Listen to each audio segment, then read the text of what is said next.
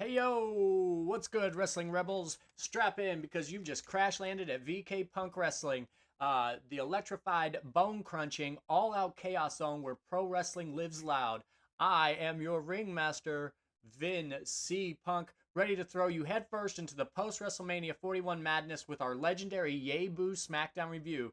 If you're hyped, please crush that thumbs up button and body slam the subscribe button. Super kick that bell icon so you're locked in for every wild second of this ride.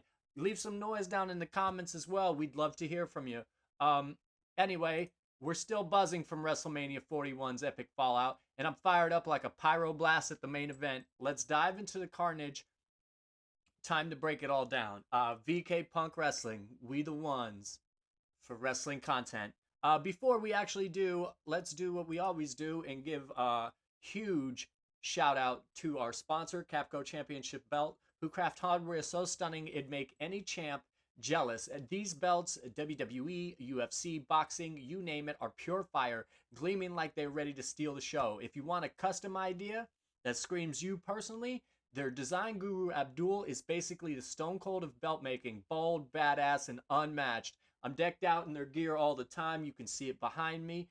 Tees, masks, jackets, the works. It's all iconic. Head to their website, www.capcointernational.com, to check their lineup. Drop a Vin sent me or VK Punk sent me. Their Facebook and emails are also in the credits to this very video. Trust me, their stuff hits harder than a top rope moonsault.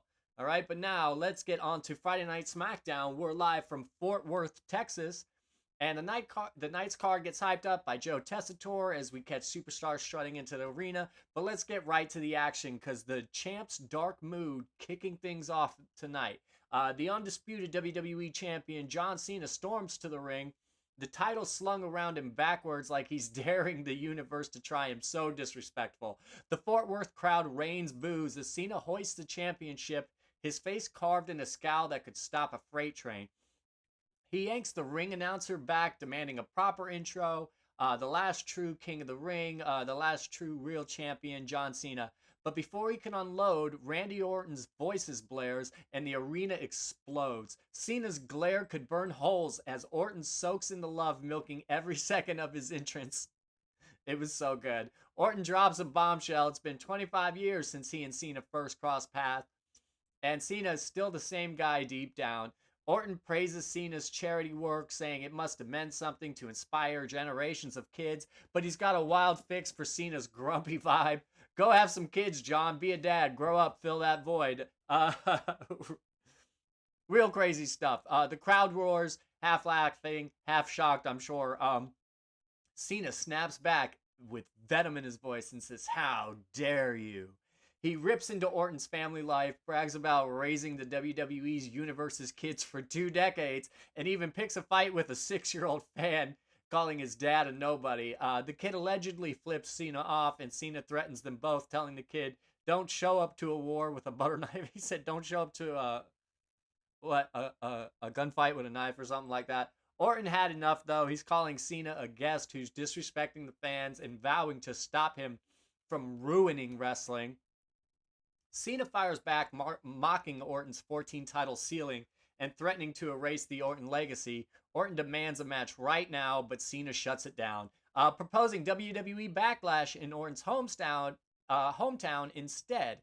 "I want you at your peak, Randy, so when you lose, you got no one to blame but yourself." The crowd unloads on Cena, who taunts Orton with the title, then cheap shots him. As Orton rises, Cena swings the belt, but Orton ducks and plants him with an RKO. This definitely gets a cheers and a yay from me. This segment was pure gold. Orton's absurd half-kids jab was so out of pocket it worked, and Cena's heel energy, spitting harsh truths, had the crowd really eating out of his hand. These are two vets that are untouchable on the mic, trading wild barbs like they're trying to make each other break. Cena can't bury Orton, however, and Orton can't overshadow Cena. It's a Clash of Titans, and the RKO finish was amazing. Backlash is definitely going to be a banger. Next up, we had Los Garza with Santos Escobar versus the debuting Fraxium. In the beginning, Axiom launches Berto with a slick Rana, and Frazier joins in with a Cobra Twist and Zaguri combo that pops the crowd.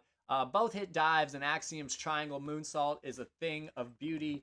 Frazier nearly pins after a 2 count, but Angel yanks the ropes, sending Axiom crashing to the floor. Los Garza take control, isolating Axiom until he tags Frazier post-break. Frazier goes off clearing the ring, but Berto kicks out of a shooting star press. Frazier's springboard moonsault gets cut off by Angel's mid-air super kick, followed by a top rope super press slam and Berto's moonsault.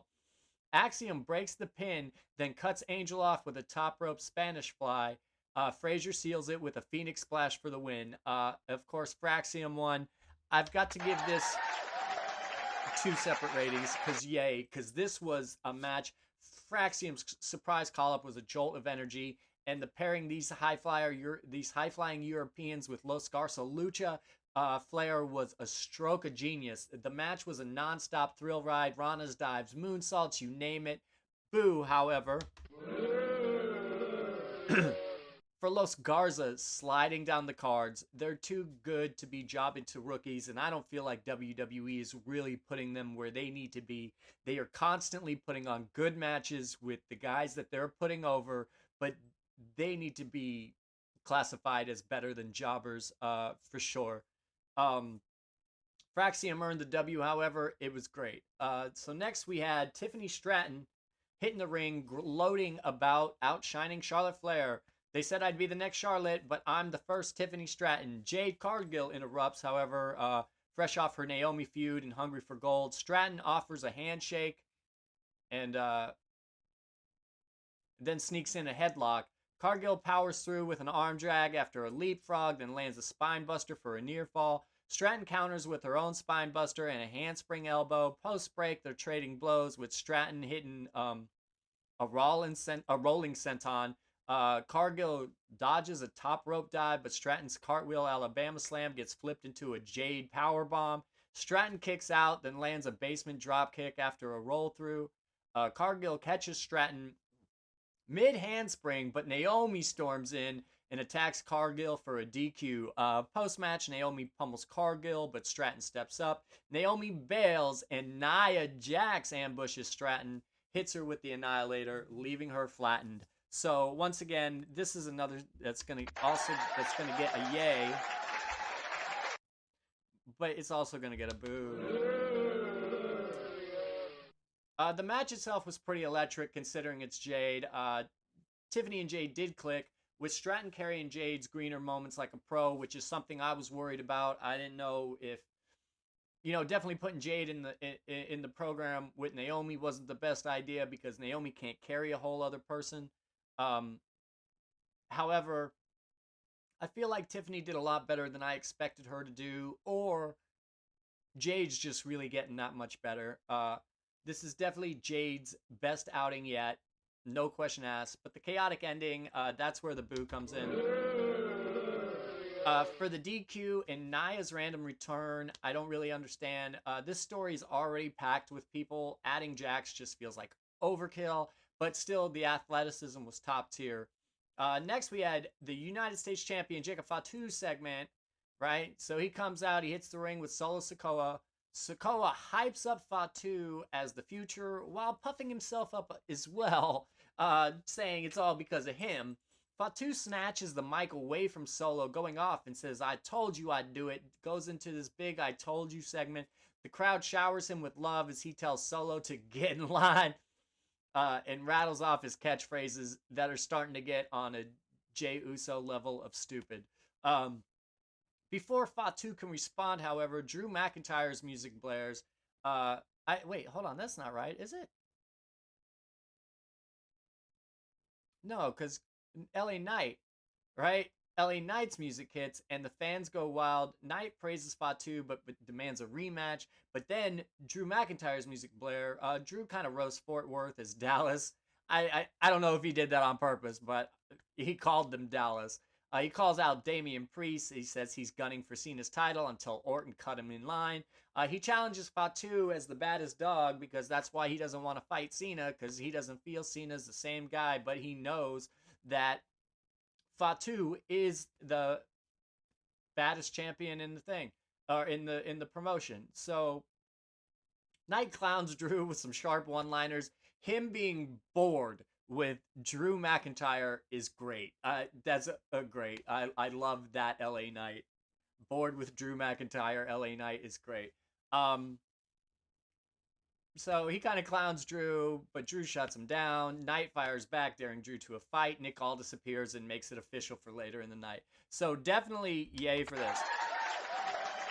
And I've got to say, because later on in their thing, I don't know if I feel the same way, but this here definitely had the star power with Fatu, Solo, Knight, and Drew off the charts, okay? Knight's comedy was gold, and Drew's intensity kept it grounded.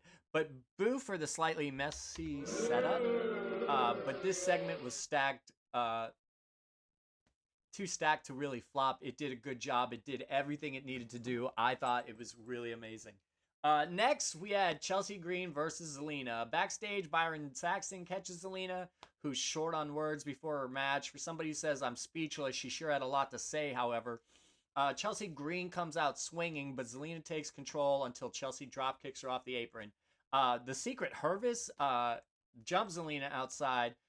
Post-break, Chelsea's dominating, lands a German suplex off the middle ropes. Zelina rallies, but the Secret Hervis interfere again, getting ejected because the ref caught him red-handed. I mean, it was a little bit awkward. Zelina hits a code red out of nowhere during that and gets a quick, awkward win. So this was a mess. Chelsea's over with the fans and should have never lost. She should have never lost the championship here. She's too over, and Zelina just isn't. I don't understand. This whole thing with Zelina, I feel, is tied into Aleister Black's contract.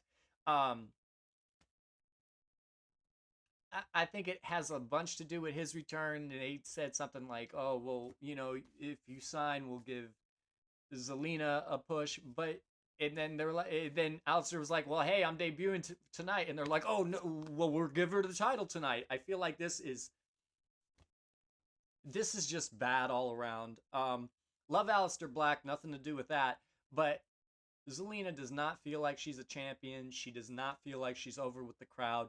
She does not feel like she is the most seasoned person in the ring. The finish didn't elevate Zelina at all by letting the interference from the Secret Hervis be what distracted Chelsea Green in order to get the win. I just think this is bad all around. Chelsea's too good to take the title off. And now, what's with the Secret Hervis and the USA gimmick? What's going to happen with that? Wasn't that all predicated on the U.S. Championship belt? This is all a little weird. I'm going to give it another boo. Okay, so The Miz and Aleister Black are backstage, I guess. Carmelo Hayes and The Miz admire a statue, the statue of the Andre the Giant. Miz gifts Mello a gaudy Andre the Giant chain, prompting Mello to call himself the 10th wonder of the world. Inspired, Miz heads to the ring, venting about missing WrestleMania and being overlooked for Cody, Rey Fenix, KO. As he gears up for this I'm awesome catchphrase, the lights drop, the spooky music hits. You already know who it is. Aleister Black returns. The crowd chants welcome back as Black sheds his vest in the ring and obliterates Miz with a black mass as soon as the Miz starts to talk. Aleister Black does not say a word. He just comes in and kicks Miz's head off. That is it. It definitely gets EA. So let me predicate that by saying The Miz is criminally underrated. He definitely deserves more than what he gets. But this is good. Black's return was a shot of adrenaline. Pairing Black with Miz. Miz can just make anybody shine that he's in the ring with. He's been very good at that for years.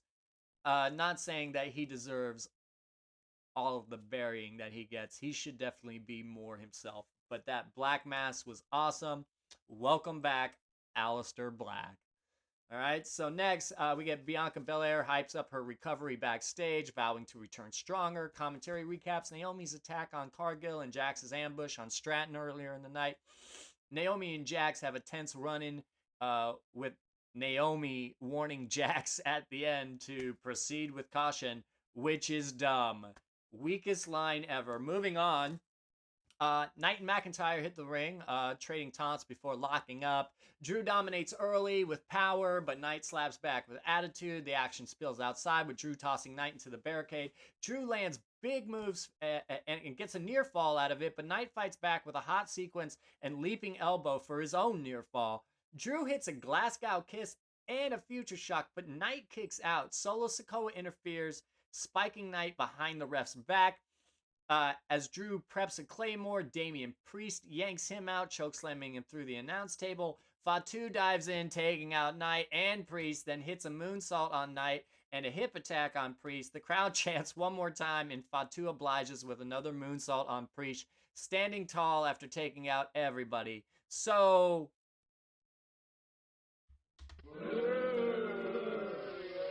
the match was going pretty solid. It was nice. Knight and Drew delivered fast-paced fire, but the ending was a bit of a cluster. Solo helping Drew, why? Why did Solo come out to help Drew? I think in the kayfabe realm of things, it would be a lot easier of a task for Fatu to beat the guy that he's already beating rather than the really big Scottish psychopath. Fatu cleaning house, that was pretty fun. But Priest random save, why? We got too many cooks in this kitchen. This is just like the thing earlier with Nia Jax getting interjected to that story. This is just too much all at once. Fatu looked like a beast, but this felt like a fever dream. There was just too much going on. It was too busy. We need to separate these stories and get them running individually in order for it to be good.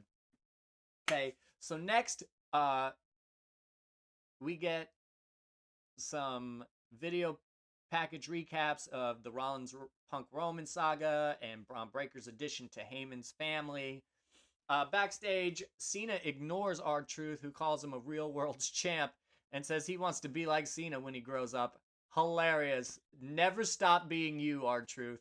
The TLC match kicks off with the Motor City Machine Guns, DIY, and Street Profits just really tearing it up. The whole match, really. Every ladder spot set the tone with Motor City Machine Guns running hot. Street Profits take over, but Dawkins gets caught in a ladder, and the Machine Guns capitalize. Creative ladder and chair spots follow, including a brutal basement dropkick into a chair on Dawkins. DIY kind of rally, but Montez Ford dive wipes out everyone. Gargano hits a flatliner off of dual ladders, and Dawkins lands a Dominator from the top.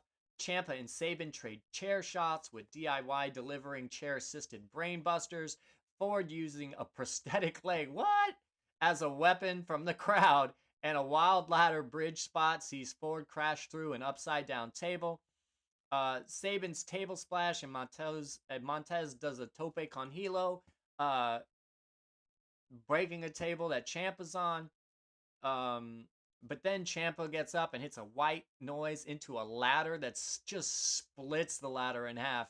I've never seen one of the ladders break like that. It was pretty crazy. The Motor City Machine Guns then do skull and bones through a table bridge thing. Really, really good stuff. All of it. Pure insanity, guys. Pure insanity. Go see this match if you haven't. In the end, Ford leaps from the turnbuckle, takes out Sabin and Gargano, and grabs the titles for the Street Profits. Kind of had a way with it. So this definitely gets a yay. There's no way that this match could ever get anything other than a yay. This was pure chaos in the best way possible. Big spots, broken tables, a prosthetic leg for good measure. Every team had a moment to shine, and the finish felt earned. There was not any point in the match where it didn't seem like anybody could have won. The edge spear spot with the hanging didn't quite land. It didn't seem, because we'd all seen it before, and since it happened on the spot that time, just setting it up to make it happen seemed a little insincere. However, there was a table beneath it, and that made it kind of its own. this was a main event for the ages. Match of the night, hands down. All right. So guys, let's give the whole show. The whole show gets a yay. There were a couple of bad spots, a couple of bad segments, but overall, this was a great episode of wrestling. So listen, Wrestling Warriors, you guys are the heartbeat of VK Punk Wrestling, and we're amped to have you in our corner. Real talk, life has been throwing chair shots lately, hitting harder than a steel cage match, but like a champ, climbing the ropes, we're bouncing back with more fire, more hustle, and a promise to keep this ring rocking. When the world tries to pin you, you kick out at two, rally, and hit your finisher. You're the main event of your own story, and the crowd's losing it for you guys. Keep the energy raging. Drop your favorite moments from tonight in the comments. Scream about WrestleMania, or just let loose. Powerbomb that subscribe button, however. Share this with your crew to help grow the VK Punk squad, and stay tuned for my predictions. Or no, we're not doing predictions. We will be doing predictions for Backlash. That's coming up. But we got some other videos to put out before then. And of course, hopefully, I will win my own title back. At least there's only 2 weeks between events this time. But I'm stepping into that fight and walking out with the gold, hopefully. I am Vince C. Punk, and this is VK Punk Wrestling. We the ones for wrestling content.